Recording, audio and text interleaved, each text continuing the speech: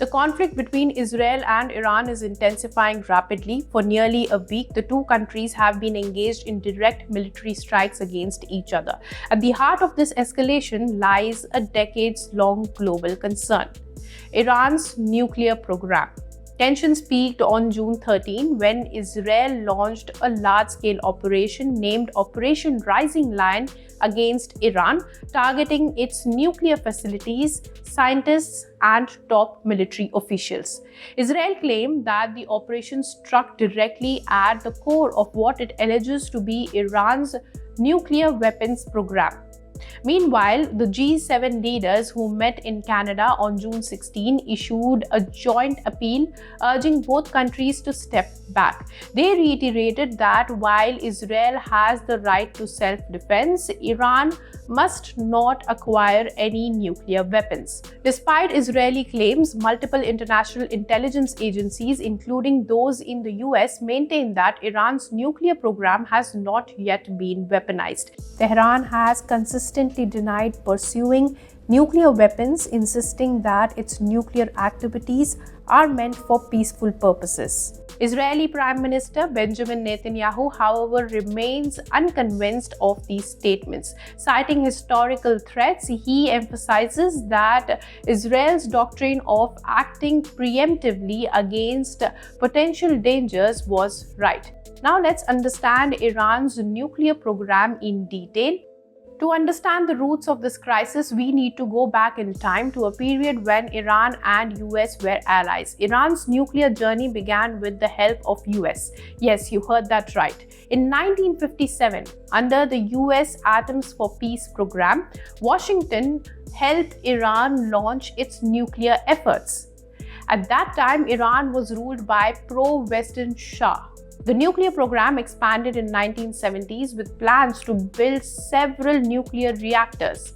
But then everything changed after the Islamic Revolution in 1979 when Shah was overthrown and Iran transformed into an Islamic republic under Ayatollah Khamenei. Relations with the West also collapsed and Iran adopted an anti-Israel stance. Since then, Western powers have harbored concerns that Iran could someday divert its nuclear program towards developing atomic bombs or atomic weapons, even though Iran is a signatory to the Nuclear Non-Proliferation Treaty or NPT, which prohibits it from building a bomb. Tehran insists that it has the capability but not the intention to create a nuclear weapon.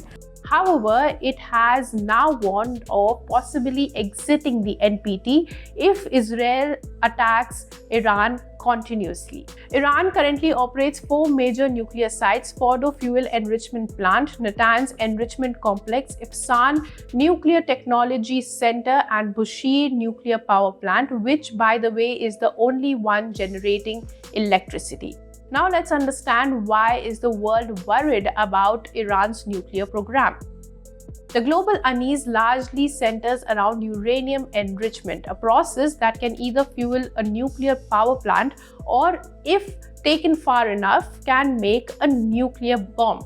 Natural uranium consists mostly of uranium-238, which is not suitable for energy generation or weapons. The key ingredient is uranium-235, which must be extracted and concentrated through a process called enrichment. This involves spinning uranium gas at very high speeds in centrifuges to separate out uranium-235. For peaceful nuclear energy, uranium is enriched to about 3.67%, but to build a bomb, the concentration needs to reach 90%. The worry began in early 2000s when UN inspectors discovered traces of highly enriched uranium in Iran's Natanz facility. Though Iran briefly had halted enrichment, it also resumed it in 2006, saying that it had the right to do so under its agreements with the UN's nuclear watchdog, the IAEA. This led to global sanctions and diplomatic pressure, and finally in 2015, Iran signed the Joint Comprehensive Plan of Action, also known as Iran Nuclear Deal. With this deal, it agreed to limit its enrichment to 3.67% and reduce its number of centrifuges in exchange for relief from some sanctions. However, in 2018, US President Donald Trump unilaterally withdrew from the deal and reimposed some sanctions on Iran. Iran then responded by violating key restrictions in the agreement and removing UN monitoring devices and boosting enrichment levels. Now, how close is Iran to making a nuclear bomb? In 2023, the IAEA reported that Iran had produced uranium enriched up to 83.7%, alarmingly close to weapons grade. It also found that Iran's stockpile of uranium enriched to 60% had risen to 128.3 kg, and later it suggested that it had grown to 408 kg. This was last year. This is enough if further enriched for making a nuclear bomb. Over the years, Iran has also significantly upgraded its centrifuge technology. It now operates thousands of advanced machines, enabling faster and more efficient enrichment. With Iran edging closer to nuclear weapons capability, diplomatic efforts have now resumed. Even Trump is now eyeing a political comeback. He has signaled interest in negotiating a fresh nuclear deal with Iran.